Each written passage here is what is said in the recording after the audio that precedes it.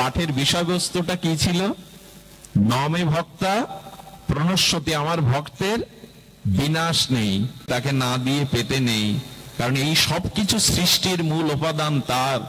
তাই গাভীটা দহন করতে গিয়ে মনে করতে এটা গোপালের যদি সেবায় লাগতো। দুধটা যখন দই করতো তখনও বলতে এই দইটা ভালো হলে গোপাল এসে খাবে। দই থেকে যখন মন্থন করে মাখন তুলতো তখনও গোবিন্দের চিন্তা করত, বলুন তো ওই মাখনের মধ্যে গোবিন্দের ভক্তি মেশানো আছে কিনা। এই জন্য গোবিন্দ এক মুঠো মাখনের লোভে বলছে, ঝুড়ি তুলে দেওয়ার পরে আবার ঝুড়ি নিয়ে এসছে। আহা, তখন বলছে, গোবিন্দ বলছে, আচ্ছা কয় ঝুড়ি তোমাকে আমি গোবর দিলাম, এটা আমি তো অঙ্কে কাঁচা, আমি তো গুনতে জানি না, আমি তো গুনতে জানি না। আসলে এই ভগবান অঙ্ক ভালো বোঝে না। এটা কথা শুনে নিন, ভগবান অঙ্কে অনেক কাঁচা। তার অঙ্ক কি জানেন?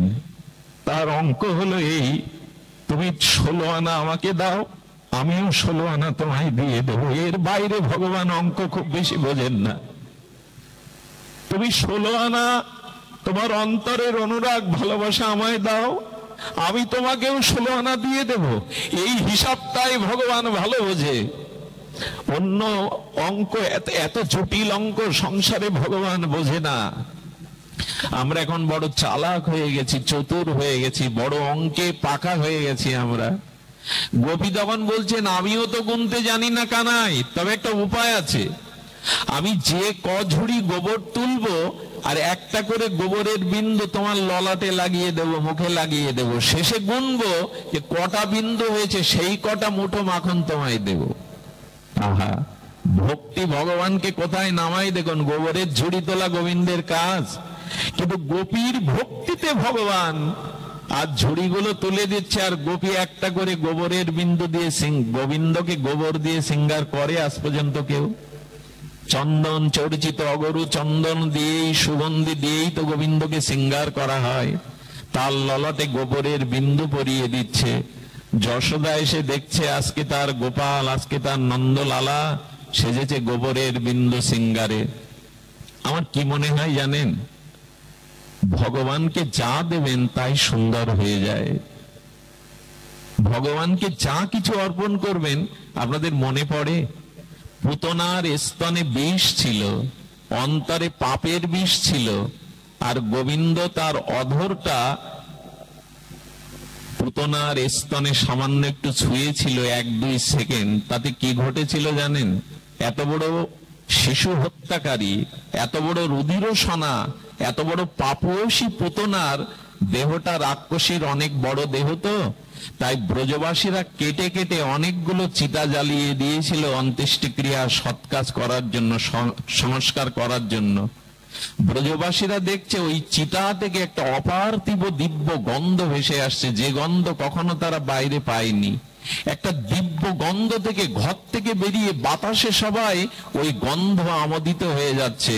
যে শিশু হত্যাকারী, রুধিরসনা, এত বড় পাপীয়সী, তার চিতা থেকে দিব্য গন্ধ আসছে কেন জানেন? গোবিন্দের অধরটা পুতনার স্তন সামান্য একটু ছুঁয়েছিল, তাতেই পুতনার পাপীয়সীর দেহটা প্রসাদী হয়ে গেছিল। ভগবানকে যা দেবেন, এই জন্য বাজারের একটা কিনে খাওয়া বাতাসা আর হরি নামে লুট দেওয়া একটা বাতাসার স্বাদ নিশ্চয় আলাদা, না হলে কেন মানুষ কুড়িয়ে নেবে? ভগবানকে যা দেবেন ওখানে বিষ দিলে অমৃত হয়ে যায়। এই জন্য দয়া করে নিবেদন করব, আপনার অন্তরে কামনা থাকুক আর না থাকুক, বা থাকুক, সব ভগবানকে দিন। ভগবানকে কিছু দিলে ওখানে অমৃত হয়ে ফিরে আসে। আমরা সবার জন্য সবকিছু করি, শুধু তাকে দেওয়া হয়নি। আহা, এমনি করেই সময় চলে গেল, কত জন্ম চলে গেল, মনটা, অনুরাগটা তাকে দেয়া হয়নি। এই জন্য ভগবানকে যা অর্পণ করবেন তাই অমৃত হয়ে দেখা দেবে। শুধু দেওয়ার দরকার। এই যে সময়টা ভগবানকে আপনারা দিচ্ছেন না হরিকথায়, কোনো না কোনো জন্মে গোবিন্দ নিত্য লীলাতে এই সময় আপনাকে ফিরিয়ে দেবেন তিনি। এই ভজনটা নষ্ট হবে না, এই সময়টা নষ্ট হবে না। এই জন্য ভগবানকেই প্রীতি অনুরাগ এটা ব্রজবাসীরাই দিয়েছিল। ব্রজবাসীদের এই প্রীতি অনুরাগ এইটা তারা অর্পণ করতে পেরেছিল। সুধীবৃন্দ, এই অনুরাগ আজ আমাদের হারিয়ে যাচ্ছে। আমি আগেই বলেছি, ওই যে বললাম অতিরিক্ত মমতা আসক্তি সবাইকে দিয়েছি, ওইখান থেকে নিগড়ে ভগবানকে দিন। একটু আসক্তি, একটু অনুরাগের কাঙাল তিনি, একটু ভালোবাসার কাঙাল তিনি, আর কিছু আমার কাছে চান না, একটু ভালোবাসাই শুধু তিনি চান। কেমন ভালোবাসা জানেন?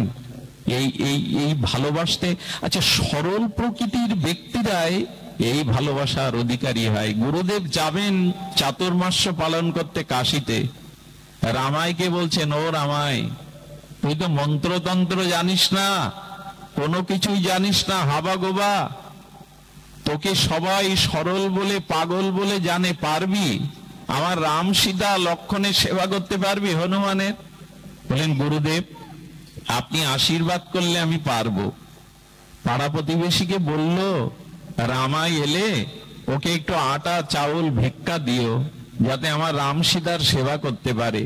আর তোমরা সকাল সন্ধ্যা একটু মন্দিরে যেও, রামাই পূজা করছে আরতি করছে কিনা তোমরা গিয়ে একটু দেখো। কি বলবো, রামাই প্রদীপ জ্বালিয়েছে, প্রদীপ জ্বালিয়ে রাম সীতার আরতি করছে, করতে করতে আধা ঘন্টা 1 ঘন্টা কেটে গেল। পেছনে যারা বলছো পাগলের উপরে ভাত দিয়ে গেল গুরুদেব, আরতির প্রদীপ 1 ঘন্টা দেখাতে হয়? আসলে ও দেখাচ্ছে কেন জানেন? যতক্ষণ রাম সীতাকে প্রসন্ন আকারে হাস্যোজ্জ্বল বদনে না দেখছে, মনে করছে ততক্ষণ আরতি করতে হয়। সরল, ও তো অত প্যাঁচ জানে না। 1-2 মাসের মধ্যে পাড়ার লোক ছেড়ে দিল আশা।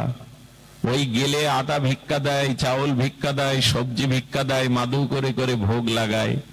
এইভাবে আরতি করতে করতে হাতে তাপ পুড়ে যায়। রামাই তবু বলে, গুরুদেবের আরতি নাও, আমি সরল বলে আমার আরতি নেবে না? এরপরে ওই আটা সবজি রুটি সবজি করে সামনে ভোগ লাগিয়ে বলে, তোমাকে দিয়ে পেতে বলেছে গুরুদেব, পাও। একদিন ভোগ লাগিয়ে 1 ঘন্টা অপেক্ষা করেছে, 2 ঘন্টা অপেক্ষা করেছে, 3 ঘন্টা অপেক্ষা করার পরে বেলা যখন অস্ত যাচ্ছে, তখন ফুপিয়ে ফুপিয়ে এই সরল যুবক বলছে, তুমি না খেলে আমিও খাবো না, এখানে মরে পড়ে থাকবো। আরে গুরুদেবের কাছে আমাকে কেন ছোট করছো তুমি? তোমার দায়িত্ব দিয়ে গেল সেবার। কিছু মনে করবেন না, আপনি আমি যখন সেবা নেই তখন আধা ঘন্টা 1 ঘন্টা আমাদের খেতে সময় লাগে। দেখবেন তো ঠাকুর ঘরে যারা আমরা ভোগ লাগাই, কত সময় ভোগ লাগার সময় দেই? ভগবান এসে বসবেন, এই অন্নটা সবজিটা শীতল হলো কিনা দেখার উপায় নেই, ধোঁয়া উঠছে ওইটা ভগবানকে নিবেদন করে দিলাম, এই সেবা অনুরাগের না। আপনি খেতে আধা ঘন্টা লাগান আর ভগবানকে ঘন্টা নাড়িয়েই ভোগ হয়ে গেল। এই জন্য ঠাকুর ঘরে যখন যাবেন তখন অনুরাগ নিয়ে যাবেন। এই ভগবান এলেন, এই আসনে বসলেন, এই 1 মুঠো আমার কাঙালের ক্ষুদন্ন গৌরহরি মুখে দিলেন, এরকম বসে বসে ভাববেন। তো করেছে কি 1 ঘন্টা 2 ঘন্টা 3 ঘন্টা, সন্ধ্যা হব হব বলছে, হে রঘুপতি রাম, হে মা জানকী, তোমার তো দয়া মায়া আছে, তুমি তো মা, তোমার সন্তান না খেয়ে আছে দেখো না। রামচন্দ্রের চোখে জল এসে গেছে। আমি আপনাদের গল্প শোনাচ্ছি না, মাত্র 100 বছর আগের ঘটনা। সঙ্গে সঙ্গে রাম সীতা প্রকাট হয়ে গেছে, সাথে লক্ষণ। বলে, এলেই যখন এত কাঁদালে কেন, এত দেরি করালে কেন? কাল থেকে যেন দেরি করবে না, আমি ডাকলেই চলে আসবে। আমার ক্ষুধাটা বেশি। সরল যারা তারা তো বেশি মানসিক দুশ্চিন্তা করেন, এই জন্য ক্ষুধা বেশি। দেখবেন সরলরা স্থূল হয়, খায় বেশি, ঘুমায় বেশি, কারণ ওরা অত আমাদের মতো মানসিক যন্ত্রণায় ভোগে না, এত চিন্তা ওরা করে না। সেই থেকে শুরু হলো সাক্ষাৎ সেবা। আটা সবজি ভিক্ষা করে লাগাতে লাগলো আর সেবা। 1 মাস সেবার পরে একদিন দেখছে রাম সীতাকে প্রকট করে বলছে, প্রভু আমি আর পারবো না। দেখো আমি পাড়ায় যখন ভিক্ষা করতে যাই দেখি পিতারা আয় করে, মা রান্নাঘরে রান্না করে, আর সন্তান বসে বসে খায়। তুমি তো পিতা, সীতা তো মা, আমি কেন একা ভিক্ষা করতে যাব? আমি কেন জঙ্গল থেকে একা কাঠ জোগাড় করব? আমি কেন হাত পা পুড়িয়ে রাখবো? মা তুমি পারো না? সীতার চোখে জল এসে গেছে, সরলতা রেগে, বাবা আজ থেকে রন্ধনশালায় আমি যাব।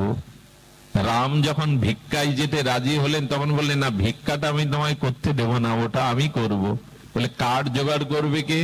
হনুমান প্রকট হয়ে বললেন, এমন ভক্তের সেবা করাটাও আমার কাছে ধন্য প্রভু, আমি কাঠটাই বয়ে আনবো। চলতে লাগলো ভগবানের সংসার। সীতামা রান্না করে, আরে ও ভিক্ষা করে রামায়।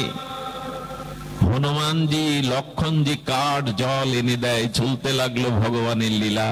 চাতুর্মাস্য ব্রত শেষে গুরুদেব ফিরে এসে গ্রামবাসীকে বললেন, তোমরা একটু খোঁজ খবর নাও তো, মন্দিরে সেবা হচ্ছে কিনা আমার ঠাকুরের।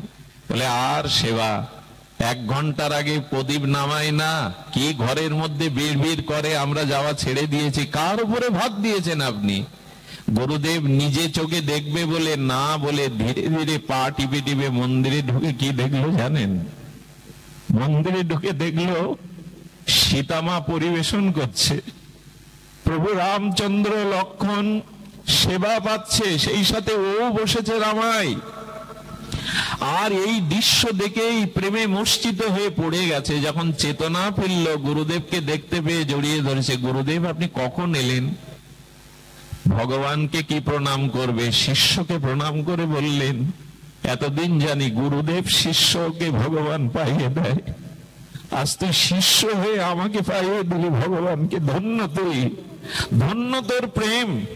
আসলে ভগবান যেটা চান, এই সরলতা, এই বিশ্বাস, এটা এখন আমাদের মধ্যে হারিয়ে যেতে বসেছে।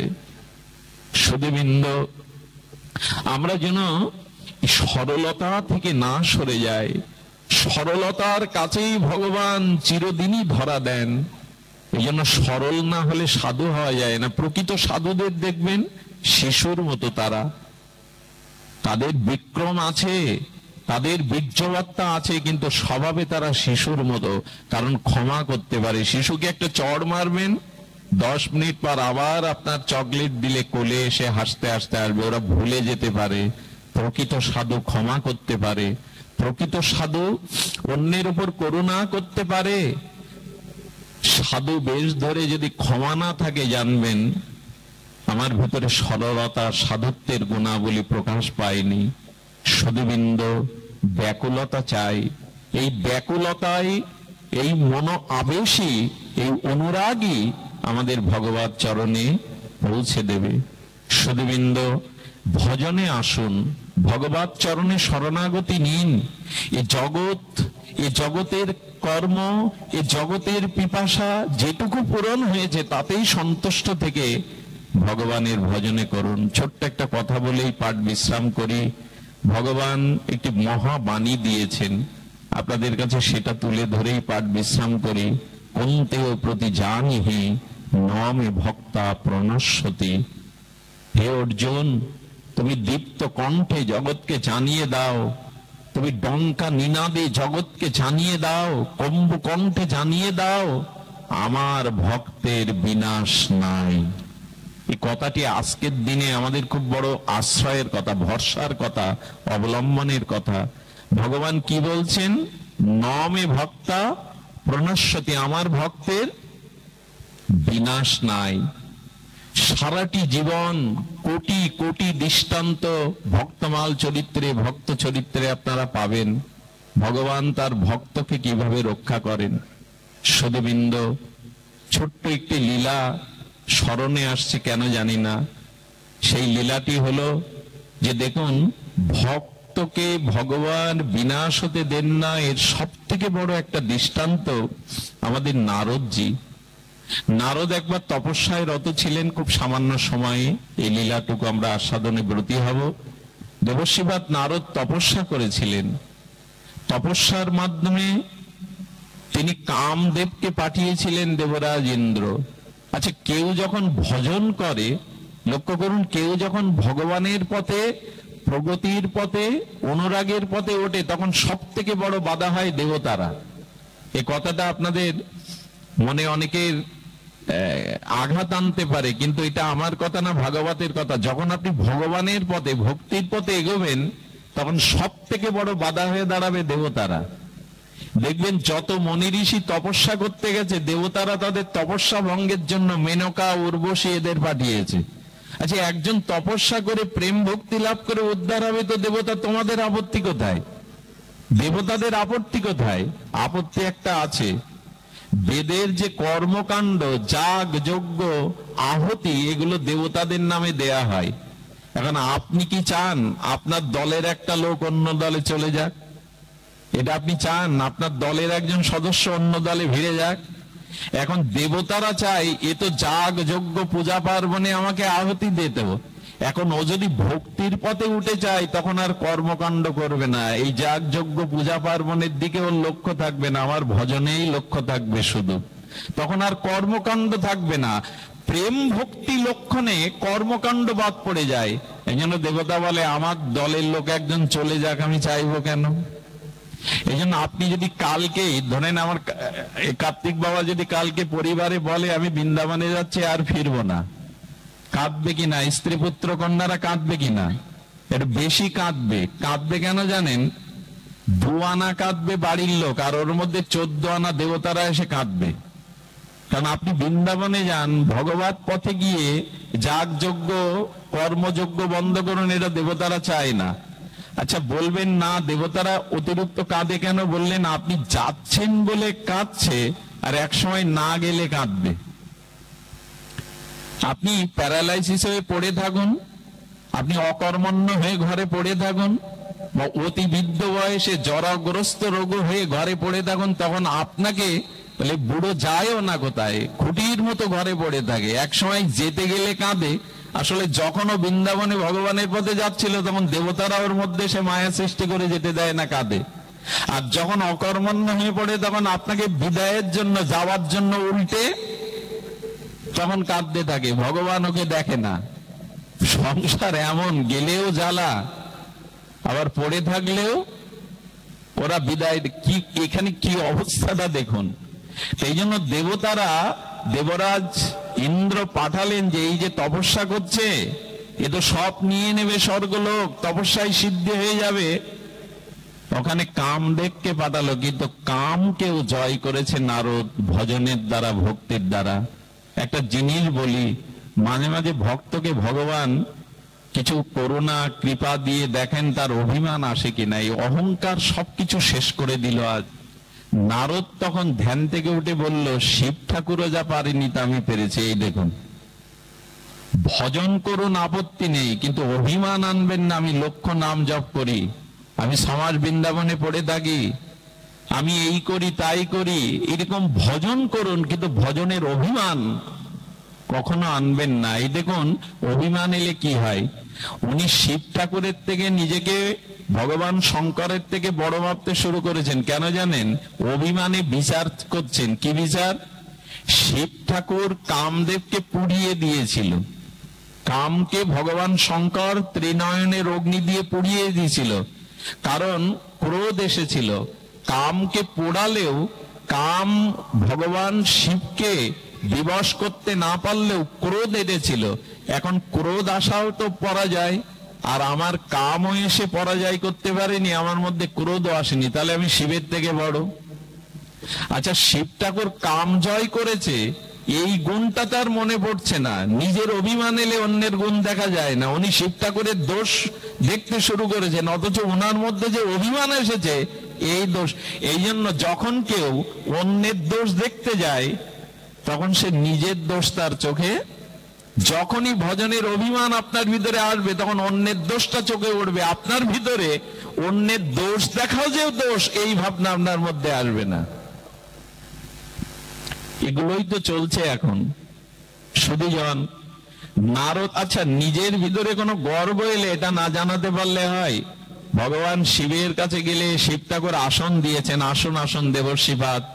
অনেকদিন আপনার সাথে হরিকথা হয়নি, শিব ঠাকুর আনন্দ পেয়েছেন। একজন ভক্ত আর একজন ভক্তকে দেখলে মনে করে আজ একটু কৃষ্ণ কথা হবে, উনি আসন দিয়েছেন আর বসে হরিকথা পড়ে মরুক। বললেন আপনার থেকে আমি সাধনায় বেশি সিদ্ধি লাভ করেছি, আপনি তো ক্রোধ ঠেকাতে পারেননি, ক্রোধে কামকে পুড়িয়েছেন, আমি ক্রোধও জয় করেছি কামও জয় করেছি। ভগবান মনে মনে ভাবছেন শিব ঠাকুর সর্বনাশ। নারদের যদি এই অভিমান আসে তখন বলছে আপনি কি এই কথা কাউকে বলেছেন? বলল না বলিনি। বলে তাহলে দয়া করে অনুরোধ করছি নারায়ণকে বলবেন না এই কথা। আসলে শিব ঠাকুর ভেবেছে নারায়ণকে বললে কোন একটা লীলা করবে, তাতে নারদের কষ্ট হবে, হয়তো এই জন্য বলতে নিষেধ করেছেন। কিন্তু দেখবেন আমার ভিতরে কোনো গুণ আছে, এটা ঢেড়ি না পিটাতে বিজ্ঞাপন না করতে পারলে হয়। এখানে এসে যদি দেখি আমার নামের আগে অনেকগুলো বিশেষণ দেওয়া হয়নি, দক্ষিণবঙ্গের অন্যতম শ্রেষ্ঠ ভাগবত প্রবক্তা, আমার মনে মনে হলো শ্রী বিল্লমঙ্গল কৃষ্ণদাস দিয়েছে, নামের আগে কিছু দিতে হয় না। এই সব তাল যদি এইখানে বসে থাকে তাহলে তার ভজন শেষ, তার পাঠক না হয় ভালো, ওই বিশেষণগুলো গলায় ঝুলিয়ে রাখাই ভালো। আমাদের দশা তো ওই, আজ এত হাজার টাকা না হলে আমি আসবো না, তাই না? এত টাকা না দিলে আমি আসরে নাম করব না, এগুলো কি ভগবান রাজ্যের কথা? তাহলে আমার সামর্থ্য নাই, আমি আপনাকে আনতে পারবো না, এটাই তো ভক্তি জগৎটা আজ অভিমানে ভরে গেছে। সেখানে বিজ্ঞাপন যে যত করতে পারে, আজ বিজ্ঞাপনে এই জন্য উপযুক্ত সাধুরা, উপযুক্ত মহাত্মারা আজকাল নয়নের আড়ালে চলে গেছে। আমাদের মতো বললে ভুল হলো, আমার মতো মাদিস্য জীব আজ নিজের বিজ্ঞাপনে ব্যস্ত। কে কত নিজের বিজ্ঞাপন করতে পারে, এটা সাধুত্ব নয়। নারদেরও আজ সেই দশা। ভগবান শিবকে বললেন কৃষ্ণ কথা বলবো, মনে করেছিলাম হরি কথা রাম কথা, এ তো কামের কথা। কোথায় রামের কথার জায়গায় কামের কথা জুড়ে দিল। দয়া করে যাদের হৃদয়ে অতিরিক্ত ভোগ বাসনা আছে, কামনা বাসনা, তাদের ধারের কাছে যাবেন না। সম্মান করবেন, দূর থেকে নমস্কার করবেন, তাদের ধারে বসবে না, তাহলে রাম কথার বদলে কাম কথা জুড়ে দেবে, তারা সাংসারিক কথা জুড়ে দেবে। এই জন্য সঙ্গ নির্বাচনটা আগে করতে হয়, কার পাশে যেতে হয়, কোথায় গিয়ে দুটো কথা বলতে হয়, যেখানে কামের কথা সাংসারিক কথা না যেখানে রামের কথা। শিব ঠাকুর হতাশ হয়ে বললেন নারদের কি দশা, দুজনে মিলে কৈলাসে কোথায় রাম কথা বলবো, কাম কথা জুড়ে দিল। শিব ঠাকুর ব্যথা পেলেন। আসলে নারায়ণকে বলবেন নাকি, আগে এসে নারায়ণের কাছে বলেছে যা ব্রহ্মা পারেনি আমার পিতা, যা ভগবান শিব পারেনি আমি পেরেছি নারায়ণ। আচ্ছা নারায়ণ সবকিছু তো আপনাকে জানায়, আমার একটু বিয়ে করতে ইচ্ছা করছে, এই কথাটা নারদ বলতে পারছে না। কিন্তু নারদের যে অভিমান কাম জয়, গোবিন্দ বলছেন অভিমান আমি ভক্তকে রাখি না। কি করলো জানেন? বলেন নারদ তুমি একটু পরিভ্রমণ করে এসো। আর এই অবসরে গোবিন্দ বিশ্বমোহিনী রূপ ধরলেন। কি রূপ? বিশ্বমোহিনী এক রাজা সৃষ্টি করলেন, রাজত্ব সৃষ্টি করলেন, আর সেই রাজকন্যা যুবতী রত্ন ভগবান নিজেই বিশ্বমোহিনী রূপ ধরলেন। বিশ্বমোহিনী রূপ ধরে ওই পথ দিয়ে নারদ যেতে গিয়ে এত সুন্দর দেবময় আর অপ্রাকৃত সৌন্দর্যময় রাজ্য দেখে ঘরে ঢুকে সেই কিশোরীর কাছে জল কেঁদেছে, মোহিত হয়ে গেলেন। কিশোরীকে হাত দেখার চলে হাত স্পর্শ করে এত ইচ্ছা জাগলো আমাকে একে বিয়ে করতেই হবে। এই দেখুন সঙ্গের কি প্রভাব। ইনি দেবর্ষিবাদ নারদ।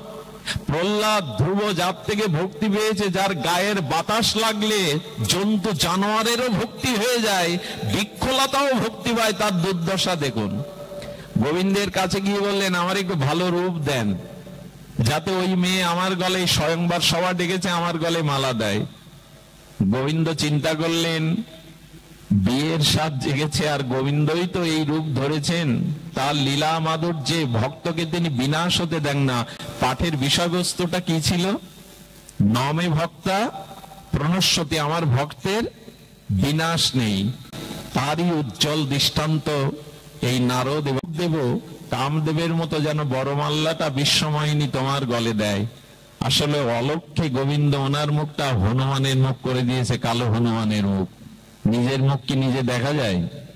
ওনার বাইরের বেশ, রাজবেশ, মুখটা হনুমানের মতো, উনি গিয়ে স্বয়ংবার বসেছেন। আর কি বলবো, গোবিন্দের লীলা, ভক্তের পতন হতে তিনি দেবেন না, তাই নিজেই বর বেশে গিয়ে বসেছেন ভগবান। আর বিশ্বমোহিনী নিজের গলায় আজ নিজে মালা দিচ্ছে, একদিকে ভগবান আর একদিকে বিশ্বমোহিনী। ভক্তকে বাঁচাবার তার কি লীলা দেখুন। সঙ্গে সঙ্গে যখন মালা দিল, বিশ্বমোহিনীকে নিয়ে গোবিন্দ চলে গেলেন। ভগবান শিবের দুজন ভক্ত বসেছিল, বলছে ও নারদজি তোমাকে বেশ মানিয়েছে, এটা আয়নায় মুখটা দেখো না। এতক্ষণ তো নারদ বুঝতে পারছে না। আর মালা বিশ্বমোহিনী দেয়, ক্ষেপে রেগে আগুন। আচ্ছা, এখন তো আয়না সাধুরা প্যাকেটের মধ্যেও রাখে, আয়না এখন সবখানে পাওয়া যায়, তখন তো অত পাওয়া যেত না। ও জলে মুখটা গিয়ে দেখতে গিয়ে দেখে কালো পোড়া হনুমানের মুখ। অবস্থা কি হয় বলুন? সঙ্গে সঙ্গে ভগবানের রাজ্যে চলে গিয়ে বললেন, আজ আমি তোমাকে অভিশাপ দেব। তুমি লোকের ভালো, দেখুন মানুষের ভিতরে যখন কামনায় বাধা আসে সেই মানুষটা কোথায় চলে যায়। বললেন, আজ তোমাকে আমি অভিশাপ দেব, কারণ তুমি লোকের ভালো কোনোদিন দেখতে। কে বলছেন কথা? নারদের এই দুর্দশা। তা আমাদের মধ্যে কামনা বাসনা এলে কি পরিণতি হতে পারে? বললেন, তুমি লোকের ভালো কখনো দেখো না, আজ তোমায় আমি এমন অভিশাপ দেব যে আমার মতো কাঁদতে হবে, কষ্ট পেতে হবে তোমায়। গোবিন্দ নীরব, ভগবান ভক্তের কথা শুনছেন আর বলছেন, আমি লোকের ভালো দেখতে পারি না নারদ, কি করে? বললেন, মনে নেই সমুদ্র মন্থনে অসুর আর দেবতারা প্রথমে বিষ তুলল, আরে সেখানে তুমিও ছিলে। ভোলা ভালা শিব ঠাকুরকে বিষ দিলে তুমি, আর অসুরদের দিলে সুরা, দেবতাদের দিলে অমৃত। আর যখন লক্ষ্মী উঠল তখন তার মালা তুমি গলায় দিলে, যখন কৌস্তবী মণি উঠল তখন ওটা গলায় ঝালিয়ে দিলে। বিষ দিলে শিবকে, অসুরদের দিলে সুরা, দেবতাদের দিলে অমৃত, আর নিজে নিলে লক্ষ্মীকে আর লক্ষ্মীর ভান্ডার কৌস্তব মণিকে। আমি জানি না তুমি লোকের ভালো দেখতে পারো না। ভগবানকেই দোষ দেখলে ভগবানেরও দেখা যায়। তখন বলছেন, আমি তোমাকে অভিশাপ দেব, শুনে রাখো। অভিশাপ হলো এই, তোমাকেও আমার মতো এই রূপে জগতে আসতে হবে। ভালো করে লক্ষ্য করুন, খুব মূল্যবান কিছু বিষয় এখানে, তাত্ত্বিক বিষয় আছে। দ্বিতীয় অভিশাপ হলো যে আমি যেমন আমার মনোমতো স্ত্রীকে পেলাম না, আমি অভিশাপ দিচ্ছি তুমিও স্ত্রী পেয়ে হারা হবে, আমার মতো কাঁদতে হবে, কষ্ট পেতে হবে। আর কি বললেন? আর বললেন, যে হনুমানের মুখ, বানরের মুখ তুমি আমায় দিয়েছ, এই হনুমানের সাহায্য একদিন তোমাকে নিতে হবে। এখানে একটা জিনিস দেখুন, ভগবান কেন নারদকে বিবাহ করতে দিলেন না? গোবিন্দ মনে মনে বললেন, অভিশাপ দাও দাও, ভক্তের অভিশাপ মাথা পেতে নেব, কিন্তু তুমি যেমন বললে স্ত্রী হারায় আমাকে কাঁদতে হবে, সে কান্নাটা অল্প দিনের। আর তুমি যদি বিয়ে করতে তো তোমাকে অনন্ত জন্ম কাঁদতে হতো কামনা বাসনায়। এই জন্য আমার ভক্তকে আমি কাঁদতে দেই না, আমার ভক্তকে আমি পতন হতে দেই না। আচ্ছা, ভক্ত ভগবানকে অন্যকে অভিশাপ দিতে পারে? একটু কথা বলবেন, অভিশাপ কি ভক্তের কাজ? আসলে নারদ যা দিলেন তা অভিশাপ না, একরকম আশীর্বাদই। ভক্তের মুখ দিয়ে কখনো অভিশাপ বেরোয় না। যদি বেরোয় জানবেন তিনি প্রকৃত ভক্ত নন, আর ভক্তের মুখ দিয়ে ভুলেও অভিশাপ বেরোবে না। আচ্ছা, কি বললেন? বললেন, আমার মতো বেশ ধরে, মানে রাজপুত্র বেশ দিয়ে চেয়েছিল, আমার মতো বেশ ধরে তোমাকে জগতে যেতে হবে। তা রামচন্দ্র কি হয়ে এলেন? রাজপুত্র হয়ে। তো তা কাউকে রাজপুত্র হয়ে জগতে আসার এটা অভিশাপ না আশীর্বাদ? আচ্ছা, বলতে পারতো ভিখারি হয়ে যেতে হবে, এটা অভিশাপ হতো। আর রামচন্দ্রকে তো আসতে হতো রাবণ বধের জন্য, ত্রেতায় আসতে হতো না? অর্থাৎ নররূপে তার আসার আবির্ভাবের আশীর্বাদ করলেন না, অভিশাপ দিলেন। আচ্ছা, দ্বিতীয় দিলেন, ওর তো বিয়ে হয়নি, বলতে পারতো তোমারও বিয়ে হবে না, কিন্তু অভিশাপের ছলে বর দিলেন কি যে তোমার বিয়ে হবে আর স্ত্রী হারা হয়ে কাঁদতে হবে। তা বিয়ে না করলে স্ত্রী হারা হবে কে? অর্থাৎ ভগবানের বিবাহটা আর আশীর্বাদ দিলেন, সীতা হরণটা এটা রাবণ বিনাশের একটি লীলা মাত্র। সীতা কি রাম ছাড়া হয়? শক্তি কি শক্তিমান ছাড়া হয়? কখনো হয় না। আর তৃতীয় বললেন, এই বানরের সহযোগিতা তোমার নেওয়া লাগবে। হনুমান, সুগ্রীব, জাম্ববান এদের নিয়েই, অঙ্গদ এদের নিয়েই তো ভগবানের লীলা। আচ্ছা, ভগবানকে সহায়তা করে যারা লীলায়, তাদের সহযোগিতা নেওয়া কি রামের ভুল, ভগবানের ভুল? হনুমানের মতো ভক্তকে, ভক্ত কখনো কাউকে অভিশাপ দেয় না। আমার বলবার অভিপ্রায়, নমে ভক্তা প্রণশ্যতি, আমার ভক্তের বিনাশ নেই। গোবিন্দ বললেন, অভিশাপ নিয়েও, আশীর্বাদ রূপ নিয়েও আমি ভক্তকে পতন হতে দেই না। নারদের মতো মহর্ষিকে, এই নারদের মতো দেবর্ষিকে, নারদের মতো ভক্তি কল্পবৃক্ষকে আমি যদি সংসারী করি তাহলে প্রচার করবে কে? ভগবানের ভাবধারাকে জগতে প্রচার করবে। তাই আমার ভক্তকে আমি চিরকাল রক্ষা করি। এই লীলার দ্বারা আমি এইটুকু বার্তা আপনাদের হৃদয়ে পৌঁছে দিতে চেয়েছি, ভগবানের চরণাশ্রয় করুন, বিনাশ নেই। সেই সমুদ্র বা নদীর জলে আপনারা দেখবেন, সমুদ্র নদীর জলে নৌকা ভেসে যায়, অনেক সময় বলবান মানুষ ভেসে যায়, ছোট ছোট মাছগুলো উজানে উল্টো দিকে যায়। এর একটাই কারণ, সেই কারণটা আর কিছু না, সেই কারণটা হলো জলে সরণ মাছ নিয়েছে, এই জন্য মাছকে ভগবান রক্ষা করেন। মহাপ্রভু বারবার এই জন্য বলেছিলেন, দেখুন মহাপ্রভুর একটি বাণী দিয়েই পাঠ বিশ্রাম, বাণীটা আমার বড় প্রিয়, আপনাদের জন্য যদি একটু আস্বাদনে প্রসাদী করে দেই। শ্রীবাসের অঙ্গিনায় মহাপ্রভু যখন কীর্তন করতেন, এক দুধ খাওয়া উপবিদধারী এক কিশোর ব্রাহ্মণ ঘোমটা দিয়ে মহাপ্রভুর নিত্য কীর্তন দেখতে শ্রীবাসের অনুমতি নিয়ে গোপনে বসেছিলেন এক পাশে। এ লীলা হয়তো আমরা বহু আচার্যের মুখে শুনেছেন। মহাপ্রভু কীর্তন করতে করতে কীর্তন স্থিমিত করে বললেন, শ্রীবাস, আমি কীর্তনে প্রেম পাচ্ছি না, আনন্দ পাচ্ছি না, দেখো তো এর ভিতরে বিজাতীয় কেউ এলো কিনা। সঙ্গে সঙ্গে বারবার প্রভু কষ্ট দেখে যুবকটা ঘোমটা পরে উঠে যাচ্ছে, ও আমার জন্য প্রভু কষ্ট পাচ্ছেন, আমি এর যোগ্য না। যখন ফিরে যাচ্ছে তখন শ্রীবাস বলছে, দাঁড়াও প্রভু, ও ব্রাহ্মণ, ও ব্রহ্মচর্য পরায়ণ, ও দুধ খেয়ে ভজন করে, অন্ন পায় না, প্রভু ও সদাচারী, ও তোমার কীর্তন ও তোমার নিত্য দেখবে বলে আমাকে বহুদিন ধরে অনুরোধ করছে, তাই বসিয়েছিলাম। মহাপ্রভু সেদিন যে কথা বলেছিলেন, বিস্ময়কর কথা শুনুন। ভয় পাই শ্রীনিবাস বলায়ে বচন, পাষণ্ডে রীতে প্রভু নাহি আগমন। যার মন মুখ দুই পাষণ্ড, সে প্রেম ভক্তি পাওয়ার অধিকারী নয়। সবে এক ব্রহ্মচারী বড় সুব্রাহ্মণ, সর্বকালে পয়পান, নিষ্পাপ জীবনের পাপ নেই, পয় মানে দুগ্ধ পান করে। দেখিতে তোমার নিত্য শ্রদ্ধা তার বড়, নিভৃতে আশায় প্রভু জানিয়াছি দৃঢ়। তোমার কীর্তন নিত্যনের শ্রদ্ধা, তাই দূরে বসে আছে। শুনি ক্রোধ বেশে বলে প্রভু বিশ্বম্ভর। এই দেখুন কি মার্মিক সিদ্ধান্ত। এরকম নিষ্পাপ কিশোর দুধ খায়, তাকে দেখে প্রভু ক্রোধ করবেন কেন? তাকে তাড়িয়ে দিবেন কেন? শুনুন প্রভু কি বলছেন, ঝাড় ঝাড় বাড়ির বাহির লইয়া কর, মোর নিত্য দেখিতে ইহার কোন শক্তি, পয়পান করিলে কি মোরে হয় ভক্তি। এই দেখুন বলছে, দুধ পান করলে যদি ভক্তি হয়, বাছুর গুলো তো আগে পেত। দুই ভুজে তুলি প্রভু আঙ্গুলি দেখায়, পয়পান কবু মোরে কেহ নাহি পায়, চন্ডালেও মোহের শরণ যদি লয়। এই দেখুন দুধ পান করেও পাবে না যদি তোমার ভিতরে অভিমান থাকে, আর চন্ডাল হলেও পাবে। আরে ব্রাহ্মণ, সদাচারী, উপবিদধারী, নিষ্পাপ, কিন্তু পাষণ্ড যদি থাকে, তার ভিতরে যদি কপটতা থাকে, বলছেন পাবে না। কে পাবে? চন্ডালেও মোর শরণ যদি লয়, সেহ মোর মঞ্চিতার জানিও নিশ্চয়। যদি সরল ভাবে চন্ডালও আমার শরণ নেয়, মহাপ্রভু নিজে মুখে বাণী, সে আমাকে পাবে। সন্ন্যাসীও যদি মোর লালায় শরণ, কত বড় বাণী বললেন।